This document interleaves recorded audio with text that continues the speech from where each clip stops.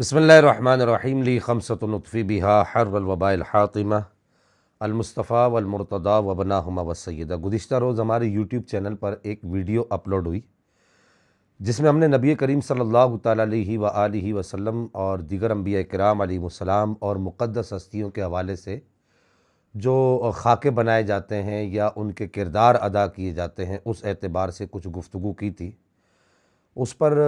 بہت سارے لوگوں نے اپنی رائے کا اظہار بھی کیا۔ جن لوگوں نے اچھی رائے کا اظہار کیا ہم ان کا شکریہ ادا کرتے ہیں، اور جن لوگوں نے اپنے تحفظات کا اظہار کیا ظاہر ہے وہ بھی قابل قدر ہیں۔ تو بہرحال جن لوگوں نے اپنے تحفظات کا اظہار کیا کہ یعنی کہ کچھ لوگ ایسے ہیں جن کو یہ پریشانی لگ گئی کہ ہم نے یہ گفتگو کیوں کی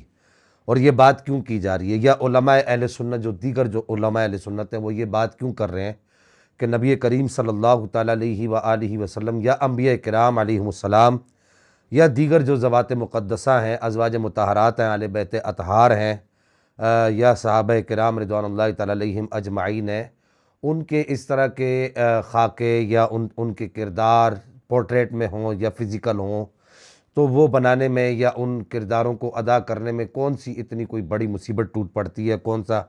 اتنا کوئی شرعی مسئلہ ہو جاتا ہے یا کوئی قانونی مسئلہ ہو جاتا ہے۔ تو ان لوگوں میں جو ہے ہمارے پاکستان کے ایک مولانا فضل ہمدرد صاحب ہیں، جن کو آپ یہ کہہ سکتے ہیں معذرت کے ساتھ، ٹو بی ویری آنیسٹ، معذرت کے ساتھ، کہ جو بذات خود ایک تھالی کا بینگن ہے، ان کو خود نہیں پتہ کہ میں کس طرف ہوں۔ میں یعنی کہ وہ کہتے ہیں نا کہ نہ ہی میں نہ شی میں پانچوں انگلیاں گھی میں، وہ اپنا یہ کردار رکھنے کی کوشش کرتے ہیں۔ تو ان کی گفتگو بھی گزشتہ روز ہی سننے کا موقع ملا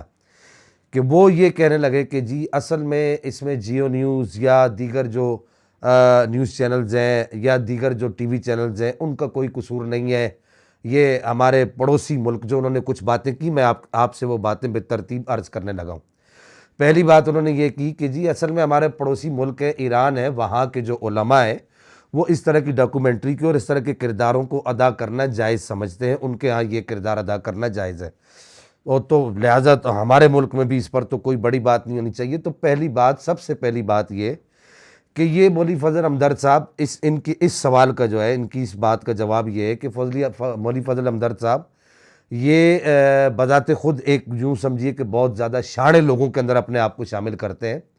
ان سے کوئی یہ پوچھے کہ بھائی پڑوسی ملک کے اگر کوئی اصول ہے، قوانین ہے، یا وہاں کے علماء کے جو استدلالات ہیں تو وہ اس یہاں کے علماء کے ان کے استدلالات کو یا ان کے بتائے ہوئے مسائل کو یا ان کے بتائے ہوئے احکام کو ان پر عمل کرنا کہ یہاں کے علماء کے لیے لازم، فرض، واجب آپ قرار دے سکتے ہیں؟ کیا اس طرح کی کوئی بات ہو سکتی ہے؟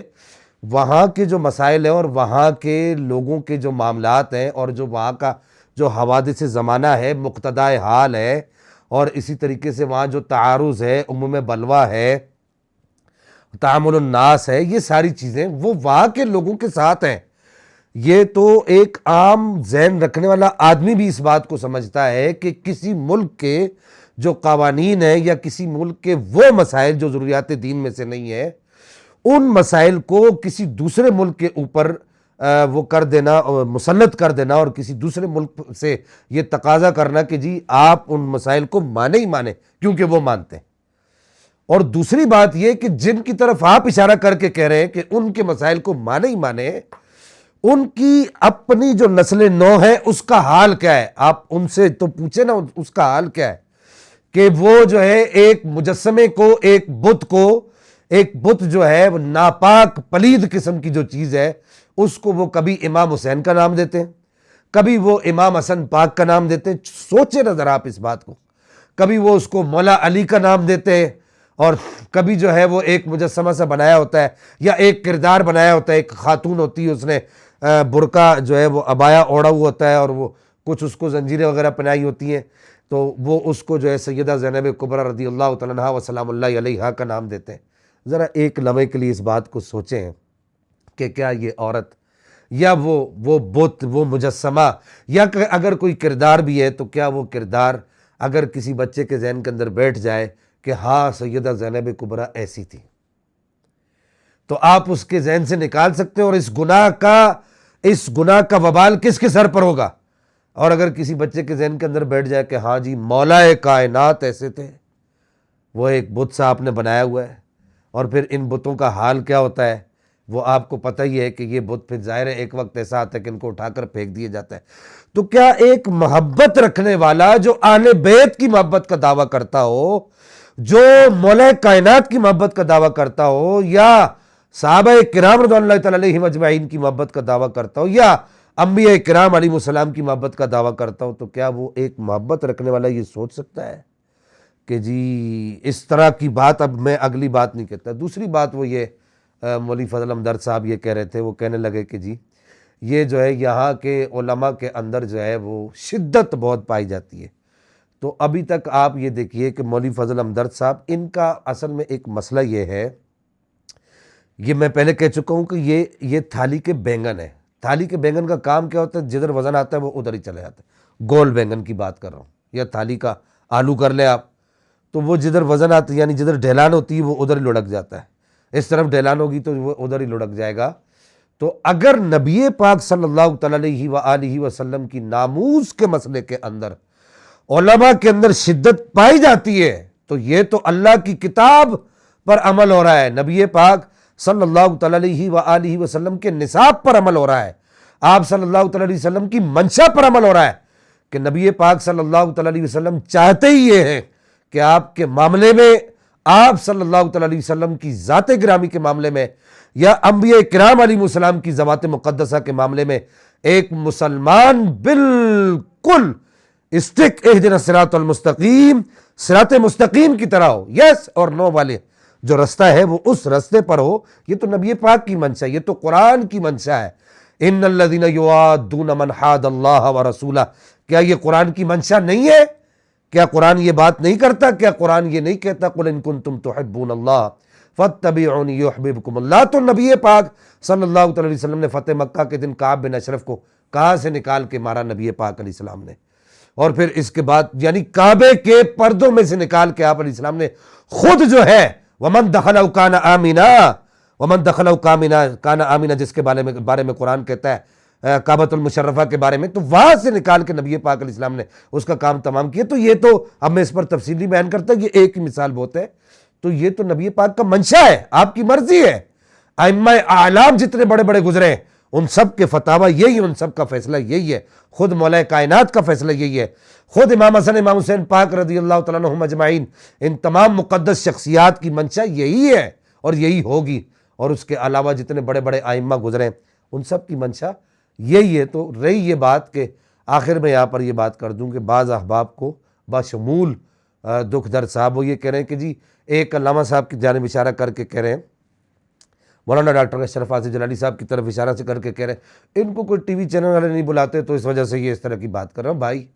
ہمیں کسی ٹی وی چینل پر یا اس طرح کے علماء کو کسی ٹی وی چینل پر جانے کی ضرورت بھی نہیں ہے، ان کی آواز پوری دنیا میں ایسے ہی پہنچ جاتی ہے، یا ہماری آواز بھی الحمدللہ پوری دنیا میں ایسے ہی پہنچ جاتی ہے۔ آپ کا جو اپنا ایک کام ہے، اپنا جو آپ کا کردار ہے، آپ اپنے اس کردار کو، ان کو اپنے اس کردار کو ادا کرنا چاہیے۔ کیا ان کا کردار کیا ہے کہ جہاں دیکھیں کہ کہیں پر کسی جگہ پر کوئی سہولت کاری مل رہی ہے، کسی جگہ پر کوئی مراعات مل رہی ہے، کوئی ویزے کا مسئلہ حل ہو رہا ہے، تو آپ جو ہے اس جگہ پر جا کے نہ اللہ کی کتاب کو دیکھیں، نہ نبی کے پاک کے نصاب کو دیکھیں، نہ ائمہ اہل بیت اطہار کی حرمت عزت وقار کو دیکھیں، بس آپ اس جگہ جا کے اپنی طرف سے کوئی نہ کوئی کال کر دیے کریں کہ حیرت کی بات ہے۔ آخر میں جو آپ گفتگو، یہ مولوی صاحب جو دکھدر صاحب جو آخر میں جو گفتگو کر رہے ہیں وہ آخر میں یہی گفتگو کر رہے ہیں کہ جی ہاں آپ یہ کہہ سکتے ہیں کہ یہ گستاخانہ جملہ ہے۔ تو بھائی ایک آدمی جو گستاخانہ جملہ بک گیا ہے، بار بار آپ اس بات کو دہرا رہے ہیں، یہ مولوی دکھدر صاحب جو ہے یہ آخر میں اس بات کو بار بار دہرا رہے ہیں، معذرت فضل احمد صاحب جو ہے یہ بالکل آخر میں بار بار دہرا رہے ہیں کہ جی آپ یہ کہہ سکتے ہیں بے ادبی والا جملہ ہے، یہ جملہ مولا علی کے شان شان نہیں، یا اہل البیت کے شان شان نہیں، شان شان نہیں۔ تو بھائی یہی تو بات ہے، تو جو جملہ ان کے شان شان نہیں ہے یا جو چیز ان کے شان شان نہیں ہے وہی تو چیز ہم نے آپ کو باور کرانی ہے، اور وہی تو چیز جو ہے امت مسلمہ کو بتانی ہے، اور اسی پر تو گرفت کرتی ہے شریعت مطہرہ۔ آپ خود اس بات کو تسلیم کر گئے، الحمدللہ ثم الحمدللہ، یہ خود تسلیم کر گئے آخر میں۔ اب اللہ کرے کہ یہ اپنی ویڈیو کو ڈیلیٹ نہ کریں، کیونکہ ان کی ویڈیو کو کوئی اتنی اہمیت دیتا ہے نہیں ہے، تو وہ وہاں سے کسی نے اٹھائی نہیں ہوگی۔ تو خود ایک آدمی تسلیم کر رہا ہے کہ جی گستاخانہ جملہ ہے، یہ کہہ سکتے ہیں، یا یہ گستاخانہ بات ہے، یہ کہہ سکتے ہیں۔ تو جب یہ کہہ سکتے ہیں تو پھر اس پر حکم شرعی بھی تو لگے گا نا، ایسا تو نہیں ہے کہ اس پر حکم شرعی کوئی نہیں لگے گا۔ اور آخر میں یہاں پر یہ بات کہنا چاہوں گا کہ صرف یہ جیو نیوز اس کام میں ملوث نہیں ہے، کوئی چھوٹا کام نہیں ہے، اس کو چھوٹا کام نہ سمجھے۔ پہلی بات تو یہ پوری ایک ٹیم ہے، نیوز چینلز یا ٹی وی چینلز جتنے بھی ہیں ان پر جانے کا اتفاق ہوتا رہتا ہے۔ یہ پورا ایک بہت بڑا ایک یوں سمجھیے کہ ادارہ ہوتا ہے، پوری ایک فیکٹری ہوتی ہے، پورے پینلز بیٹھے ہوتے ہیں، پینلز کے پینلز بیٹھے ہوتے ہیں۔ تو یہ باقاعدہ شفاف طریقے سے اس کی تحقیق ہونی چاہیے کہ ان کے اندر ایسے لوگ بھی ہوتے ہیں جو مذہبی مواد کو بھی دیکھتے ہیں، پھر اس کے بعد پیمرا کے معاملات کو جو سمجھتے ہیں وہ لوگ بھی ہوتے ہیں، قانونی معاملات کو جو سمجھتے ہیں وہ لوگ بھی ہوتے ہیں۔ اس تمام معاملات کے باوجود کہ ہمارے ملک پاکستان کے اندر جس کے اوپر قانون سازی ہوئی ہے وہ کام جو ہے وہ عوام الناس کو دکھایا گیا 26 جون کو سفر عشق کے نام سے، تو اس کے اوپر پوری ایک شفاف تحقیق ہونی چاہیے۔ کوئی ایسا نہیں ہوگا کہ ایک حادثاتی طور پر یہ کام ہوگا۔ دوسری جو اہم ترین بات ہے وہ یہ ہے کہ صرف جیو نیوز ہی اس کام میں ملوث نہیں ہے۔